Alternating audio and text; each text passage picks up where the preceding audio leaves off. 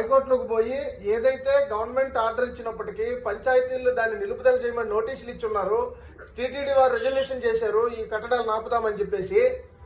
అది కాకుండానేమో GO number 746 ఏం చెప్తుందంటే తిరుమల తిరుపతిలో ఉన్నటువంటి ఏదైతే 7 కొండలు ఉన్నాయో ఆ 7 కొండలు పరమ పవిత్రమైనవిగా భావించబడుతున్నాయని చెప్పి గవర్నమెంటే క్లియర్ గా జీవో ఇష్యూ చేసింది. వీటన్నిటిని వైలేట్ చేస్తున్నారు. తుడా వాళ్ళు ఇచ్చిన పర్మిషన్లు అసలు అక్కడ ఇట్ ఇస్ నాట్ పర్మిసిబుల్ అని చెప్పేసి తుడా వాళ్ళు మనకి ఇచ్చారు క్లియర్ గా రైట్ టు ఇన్ఫర్మేషన్ యాక్ట్ కింద. సో ఇన్ని గవర్నమెంట్ ఆర్డర్స్ ని వీళ్ళు ఉల్లంఘించి వైలేట్ చేసి అది కుట్రపూరితంగా తిరుమల తిరుపతి దేవస్థానం యొక్క పవిత్రతను దెబ్బతీయడం కోసం మాత్రమే వీళ్ళు కంకణం కట్టుకుని మరి ఈ యొక్క నిర్మాణాలు చేస్తా ఉన్నారని చెప్పి మనం కోర్టులో గట్టిగా దీన్ని వాదిద్దాము.